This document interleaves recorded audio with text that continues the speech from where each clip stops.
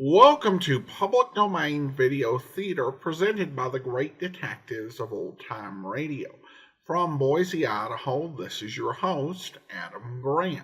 Now we're going to bring you another episode of Man Behind the Badge. The original air date is September 17th, 1955. This is Season 2, Episode 37, and this is the case of Operation Sabotage.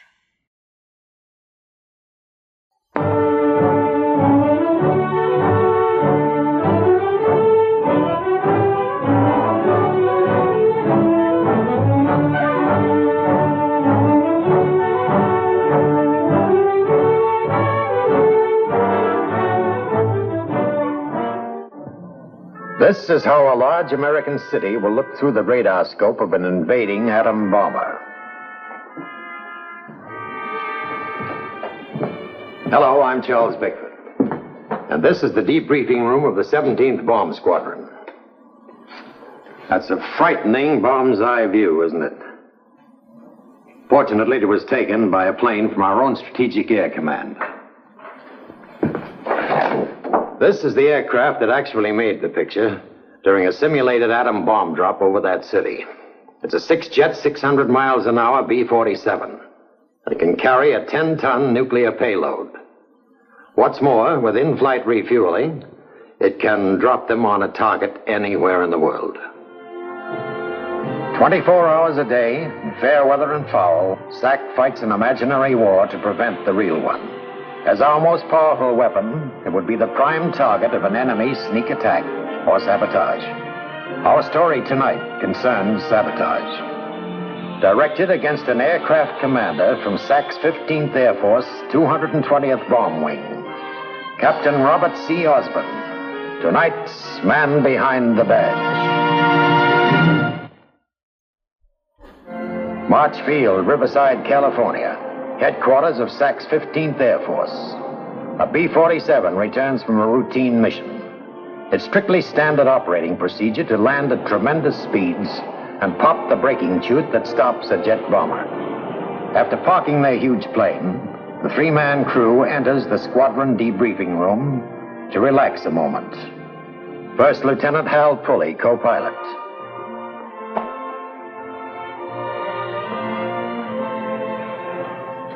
Captain Pierce Torrington, observer. Easy, old buddy.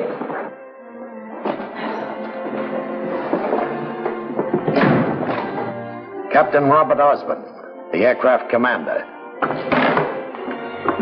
How do you think we did? Good. Those last three runs ought to bring our CE way down. Are you kidding? We put a bomb dead center, and it better show up on that radar report. Old 00 Torrington, that's my boy. Let's keep sharp, then. Looks like we have a full-scale simulated combat mission coming up in a few days. Oh, your wife is getting it just in time for the great occasion. She getting settled all right, Pierce? Well, the warehouse and the base is fine, but they haven't given her a SAC security pass yet. 4 days she's been waiting for it. You were lucky she got her transfer from Travis so fast. How about that, Bob? Takes a little leave up in San Francisco, and the next thing we know, he's married to a whale. You know, I bet your kids are going to be born with swept-back ears. Come in. Claire, this is great. How'd you manage to get down here? My CO got me through on a visitor's pass. Saw you coming in from the line, so here I am. Well, you heard me talk about the crew enough. This is Bob Osborne, our AC. Hello. How do you do? And Hal Pulley. Very pleased to meet you, Lieutenant. My wife, Lucy, said to be sure and bring you and Pierce over tonight. She's anxious to meet you. Well, I'd be happy to. Well, what do you think of the little old 17th Bomb Squadron? Well, it's very impressive from what I've seen. Ma'am, you ain't seen nothing yet. This is the hottest outfit in SAC. Captain Osborne, have you and your crew seen the new security regulations that came out today? No, sir. They were just handed to us before takeoff. Well, Major, I'd like you to meet my wife, Claire. This is Major Hobart, our base provost marshal. How do you do, sir? I see you're not wearing a security pass, Lieutenant. No, sir, I was, Claire was brought into the squadron area by her CO. As you can see, she's wearing her visitor's pass, Major. Yes, so I notice. Nevertheless, this is a restricted area.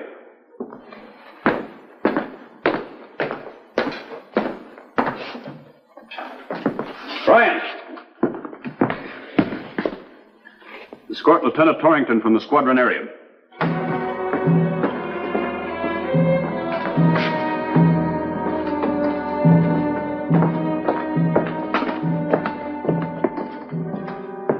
the new security regulations. And Torrington, have your wife double-check them. You can imagine, Lucy, how embarrassing it was when the provost marshal himself practically throws me out of the debriefing room. I wouldn't let it bother me. You know how SAC is about security. They even resent the birds flying over restricted areas. Well, in this case, we got to admit Hobart was right. Of course he was. I fully agree. Major Hobart has to be doubly careful. After all, the 220th is going on a full-scale mission soon, isn't it? Oh, they never tell us anything. Darn, I broke the thread. Lucy, do you mind if I go in the bedroom again and see how you fixed your curtains? Gives me an idea for ours. Oh, go right ahead.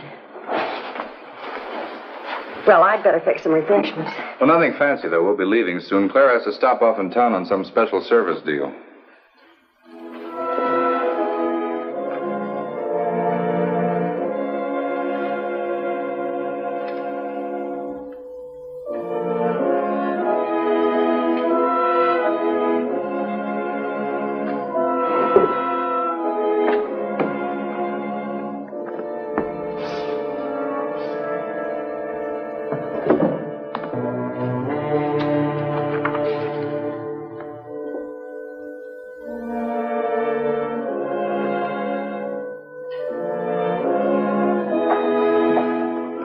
Well, Lucy's just about got the food ready. Oh, fine, Bob. Should I leave that out? What? It's my flyer's log. I've been keeping it since my World War II days. Most pilots don't do it anymore. Oh, I hadn't noticed it. I was taking down the measurements for the curtain. Coffee's getting cold. Coming.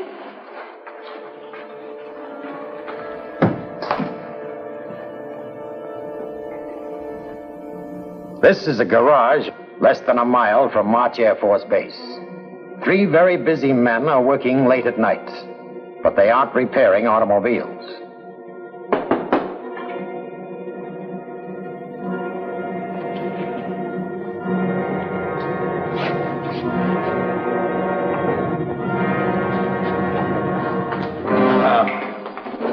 Good. Been waiting for you. Don't slam that door. This is delicate work. My, we're really in business. Yeah. Have a look. Security passes. Flight line passes. Identity cards. All as good as the real thing. You're a real artist, Patowski. Oh, thanks. And Saugus, Natick, here's your identification. So we're aircraft maintenance, huh? Well, that's the idea. But you've got enough papers to penetrate any part of the base. Once.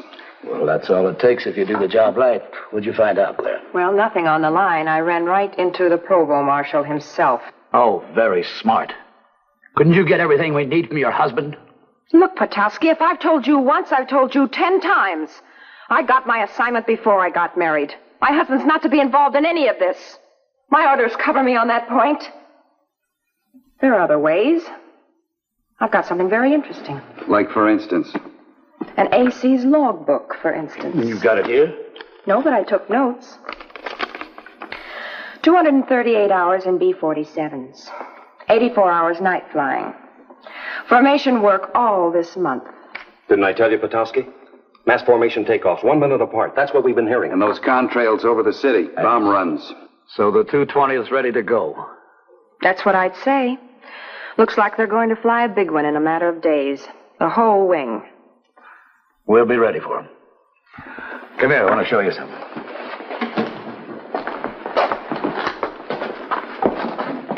You know what this is? It's a wheel chalk. For a B-47. We've been turning them out by the dozens. With one unique feature.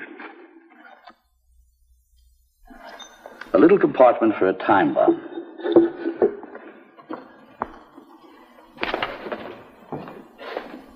Get it? Very neat. A couple of those under each plane ought to take care of the whole 220th. Exactly. And now, Claire, you've got one more thing to do. You've got to find out when this mission is. And we'll be sure that it's a complete washout. The important mission of the 220th Bomb Wing was scheduled for 2 days later. But on the afternoon before the mission, the B-47 crews are briefed. This is a big one, an all-out mission. that shows the combat capability and war readiness of the wing. Gentlemen, your targets are all industrial complexes in urban areas. The entire wing is being employed as part of a simultaneous saturation strike. The purpose is to show that an enemy nation that decides to attack us first won't have any country to go back to. And finally, the session is almost over. Each AC will take along a briefcase as stuffed as an executive's at a national convention. Now remember, Lucy, we won't let them be too busy to go to that premiere tonight. Good idea. With all that night flying, Bob and I haven't been anywhere for weeks. Hi, honey. Hello, Claire. Hi, Bob. Claire has 4 tickets to a premiere tonight. Can we go? Sorry, we're flying. Again tonight? No, but we're getting set for an early morning takeoff.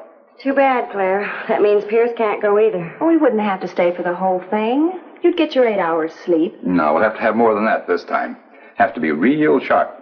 Say, this mission must be pretty important. They're all important.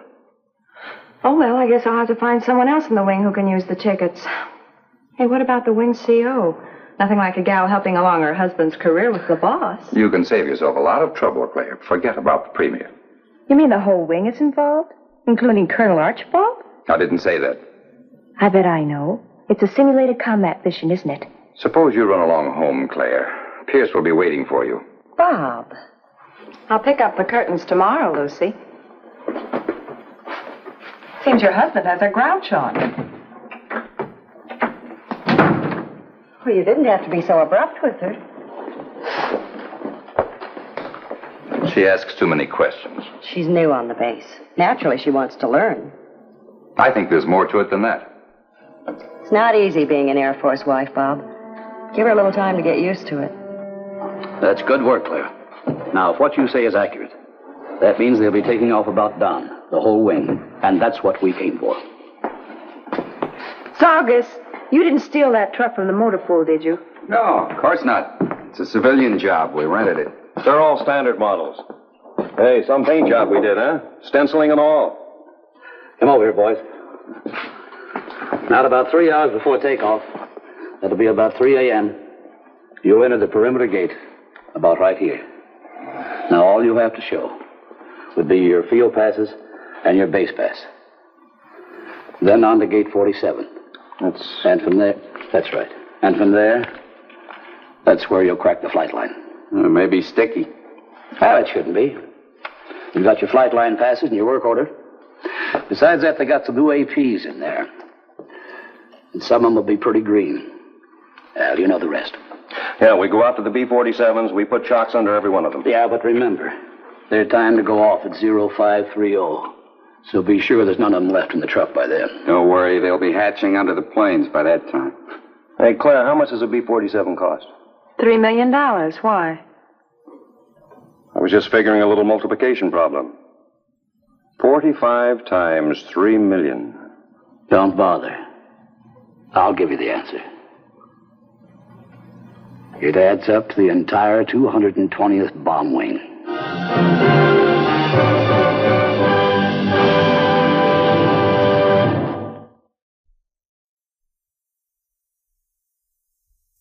From the Central Security Control Room of March Air Force Base, perched 150 feet above the ground, the Provost Marshal is in touch with every installation in the field. He is in telephone communication with all buildings by direct line. He can talk to his roving patrol jeeps and the aircraft in parking areas by radio. Point guards at various stations can reach him by walkie-talkie. After lying awake until 2 a.m., Aircraft Commander Robert Osborne got up an hour ahead of schedule to come here. Despite his personal reluctance, he felt it his duty to tell the Provost Marshal of his suspicions concerning Claire. What is it, Captain? This is a hard thing for me to do, sir. What is? Do you remember WAF Lieutenant Claire Torrington? Yes, she's the wife of your observer. Yes, sir. That's what makes it so tough. But I don't like some of the things I've noticed about her. You mean the way she walked into your squadron operations without a security pass? That and other things. Another time I caught her looking through my logbook. Anything else? Yesterday, when I came home from the briefing, she asked a lot of questions. Some of them quite pointed. Do you think she knows anything about this mission, Osborne? I can't be sure, but I think she does. Well, we better get her down here for a little chat. Now? Later might be too late. What's Torrington's number? 40099. Get me 40099.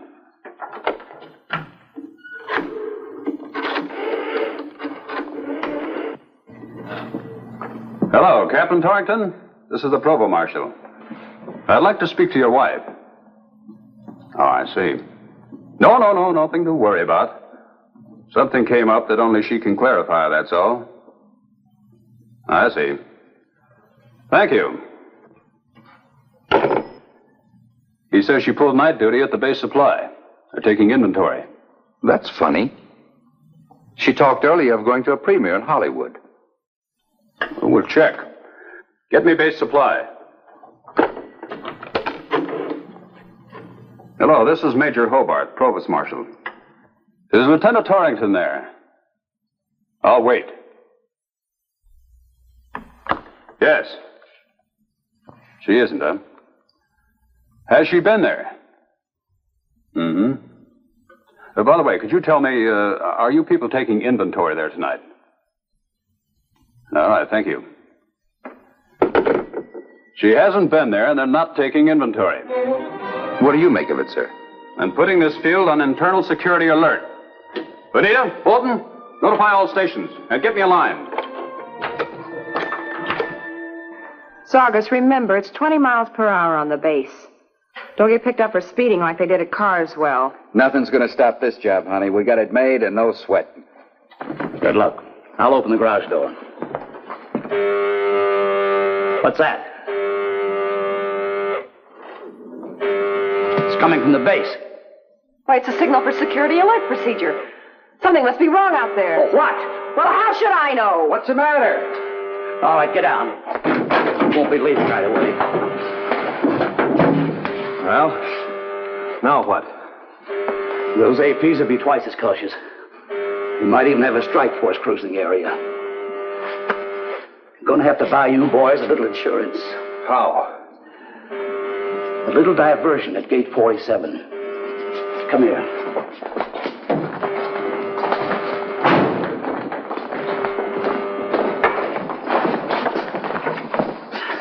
Take a look at this. Are you kidding? Why, we wouldn't stand a chance with that. You must have made it blindfolded. It's very inferior work, I admit. And that's exactly what we need. I want you and I to get caught. In all the confusion and excitement, to give the truck a better chance to get through. Well, I don't know the details, Patowski, but there's one big trouble with the whole idea. What? During an alert, those guards play real rough.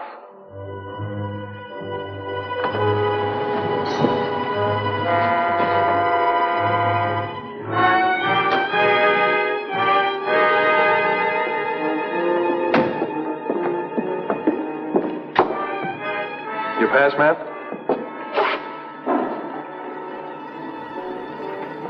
The gentleman's pass? This is Congressman Revere. I'm sorry, ma'am, but everyone who goes through this gate has to have a pass. That's ridiculous. Haven't you received a call from the Provost Marshal yet? No, ma'am. I've been to camps and bases all over this country. I've never been subjected to such indignities like this before, Lieutenant. Well, I'm sorry, sir. We'll have this taken care of in a minute. Look, you're not only being stupid, but insolent. I have my orders, ma'am. Let me see your pass again. Are you serious? I sure am, Lieutenant. You'll regret this. I'm going to make a complete report to Major Hobart. Well? This pass looks fishy to me. Look, Private, I'm getting a little fed up with your shenanigans. Wait here, both of you. Look, I'm a commissioned officer. You recognize my insignia, don't you? Yes, ma'am. Well, then I have the authority to take this man wherever I wish to on the base. Here's my pass. Come on, we haven't got all night. Let's go. All right, Mac, take it easy. I promised General Banning I'd be in the tower to watch the takeoff. He's not going to be happy about this at all. For Pete's sake, what's this all about? We're going to get chewed out as it is. What outfit you from? 220th maintenance. Here's the work order. Are you going? Come on. You've seen our pass in the work order. How about it? What's on the truck? Chocks. Just plain, ordinary wooden chocks. Okay.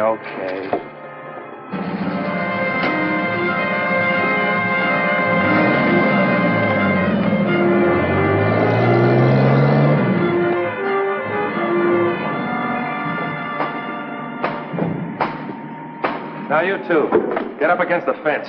What? You can't do that to an officer. Well, this is an outrage. And this pass is a phony if I've ever seen one. Get up against the fence, both of you. Turn around. Now put your hand on the wire.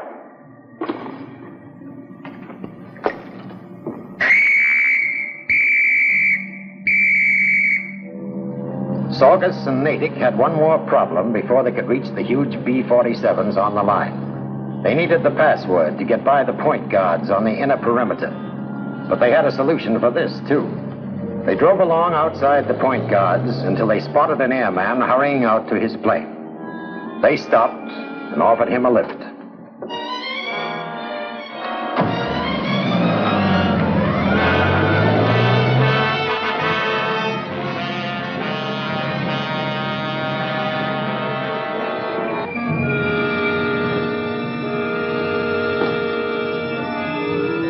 The hitchhiking airman gave the password for them to the inner perimeter guard. Now there was nothing to stop them from placing the chocks onto their objectives.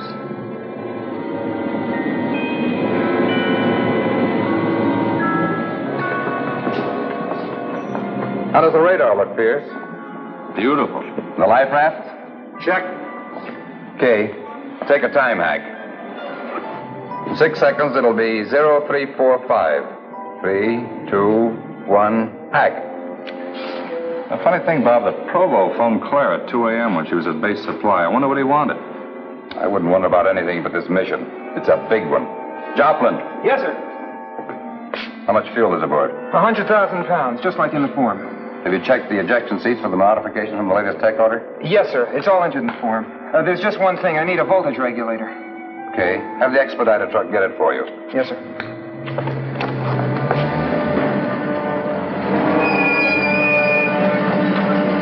You guys from maintenance? Yeah, that's right. See if you can call your expediter truck and tell them I want a voltage regulator. That ain't our job, Sarge. We've got to pull all the old chucks and put new ones under every plane in the wing. Man, don't talk to me about chocks. We got a mission taking off. Now, go call your expediter truck. Look, you do your job, we'll do ours. You heard the sergeant give you an order. I'm sorry, sir. Orders are orders.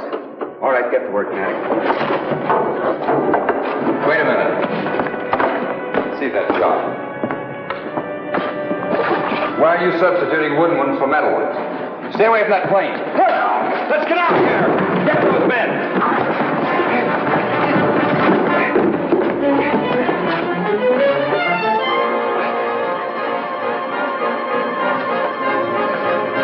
This chock is rigged.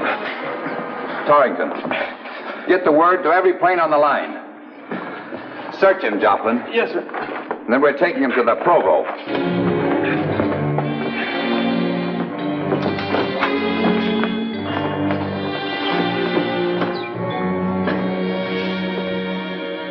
I caught these characters at my ship, Major.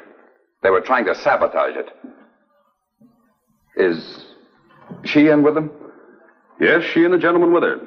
Nice work, Captain. They almost got the mission. You dirty Hold it, Captain. You ought to congratulate Lieutenant Torrington. What? Meet a sabotage test team. This base has been under penetration by our own counter-security people. Captain Petoskey, Sergeant Saugus, Airman Natick. I believe you already know the lieutenant. I guess I'm just beginning to. You certainly had me fooled, Claire. Yes, but not quite long enough. The simulated time bombs that we put in those chocks aren't supposed to go off for another 90 minutes. We failed. Thank goodness. A sabotage test team. I guess I'd better get back to my plane. Oh, any message for Pierce? Yes. Tell him to be sure and 0-0 over that target. We've got to have one success in the family. Prepared for any emergency on the ground or in the air, the Strategic Air Command maintains the highest state of organized combat readiness ever known, because it's SAC that preserves the peace in our time.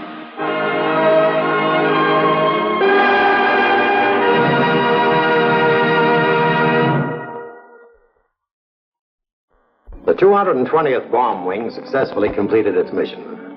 In fact, Aircraft Commander Osborne, Co-Pilot Pulley, and Observer Torrington have recently received promotions. and are now a select crew. The responsibility of the officers and the airmen of our Strategic Air Command are enormous. And the rewards for such single-minded devotion to duty are few. So the next time you look into the air over your city, town, or farm, and see the contrail of a Stratojet bomber flying close to the speed of sound at 40,000 feet, remember with gratitude that they're doing a dangerous and difficult job for you and for our country. And now this is Charles Bickford inviting you to be with us next week. Well, once again, you will see another authentic story of one whose duty it is to serve. A public servant dedicated to you, and whom you will meet as the man behind the badge.